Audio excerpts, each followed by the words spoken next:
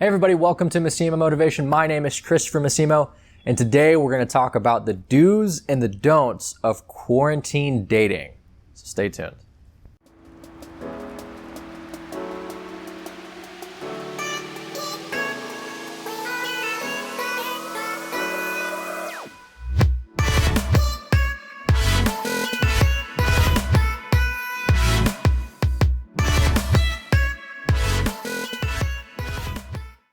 Hey everybody, welcome again to Massimo Motivation. My name is Christopher Massimo. I'm the owner and founder of Massimo Motivation and the co-owner of Avanti Counseling and Consulting.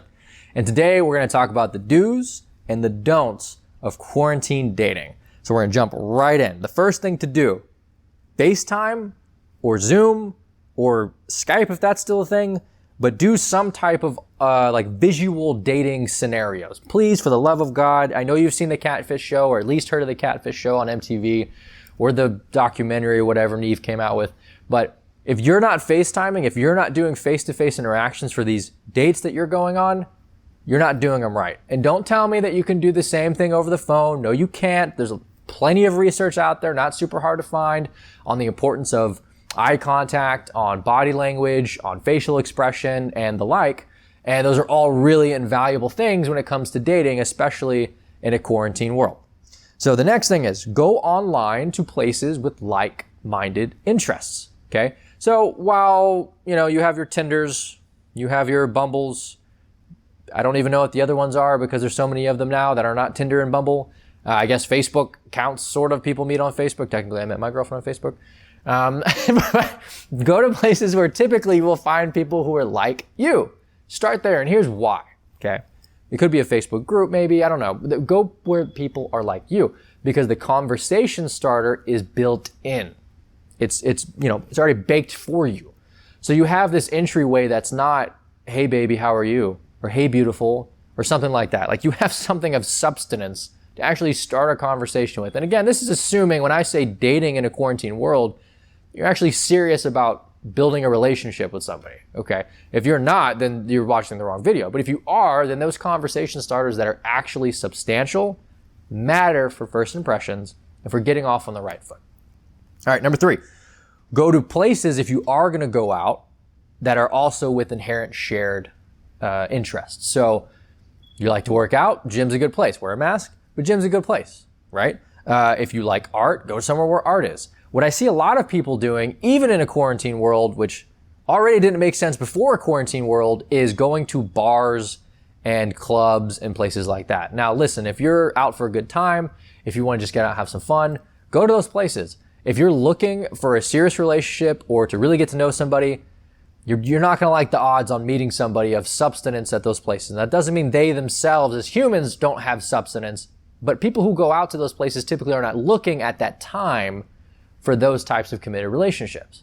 Okay, it doesn't mean they're bad people, it just means that they're going there for a different reason, right? I go to the library to do what? To get books, not to play video games, right? Like you go to certain places to do certain things.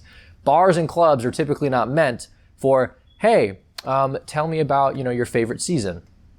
No, it's for getting up on the dance floor when the right song comes on and dancing to it, right? So do's and don'ts, if you want to talk about the do's of actual dating behavior, even in a quarantine world, if you're going to go somewhere, or do something online, go to a place with like-minded interests where people are there for those things, okay? All right, at-home dates. This is the next thing.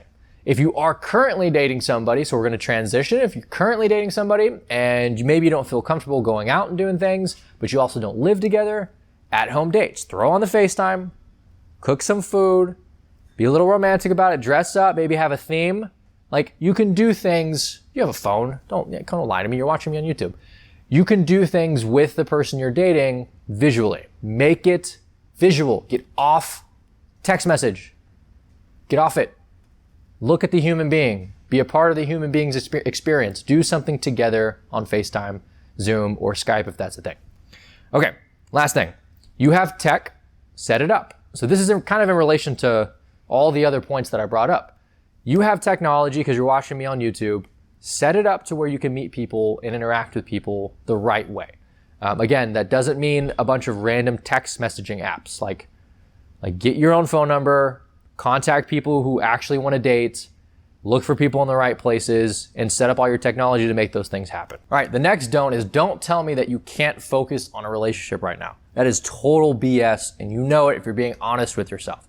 Okay, you have access to online, and in fact, actually, let me transition just real quick. In fact, this is probably the best time to start a relationship. Now, hold on, before you like try to like snap back at me or bite me through the TV or the screen, think about this. There are 3 components to relationships. I've done a video on this. I might do another one. But there's the 3 principles are intimacy, commitment, and passion. Now, passion is kind of like that, fiery, just met you, super excited chemistry feeling that you get and all the stuff that comes with it. But that actually is the least important long-term in a successful relationship. But it's the one we focus on the most in the beginning. Now, here's why that's important for a quarantine world. In a quarantine world, you don't have access as much to those passionate opportunities, right? So you have to focus more on commitment and intimacy. Really focusing on, buying in and focusing on this relationship and focusing on getting to know the person and the intimacy and the depth of that person. So this world actually encourages that because it's harder for us to get together. So in a lot of ways, it's better. So don't tell me you can't have a relationship, you can't make relationships right now. It's just not true. And the last don't is don't make exceptions to your boundaries and your rules. If you have certain boundaries that you have in the quote unquote real world, non-quarantine world with relationships, things you're not willing to budge on, don't budge on them. You don't have to change your mind right now just because you're in a quarantine world. That's ridiculous. There's really no reason for you to do that because you, A, still can build relationships, and B, shouldn't sacrifice yourself in things that you need in a relationship just because the world has gotten harder in some ways to build them and easier in others. Like, don't do that. Stick to your rules, stick to your ground rules, stick to your boundaries. It's okay. If this was helpful for you, let me know. Hit that subscription button, hit that like button, leave a comment below on any psychology, fitness, or law-related videos that you'd like for me to do. I can't make them for you if I don't know that they exist. So be sure to leave those in the comment section below. And as always, remember, mind, muscle, maximize. It's a quarantine world and non-quarantine world, but don't go to places where people are not there to date. That dog?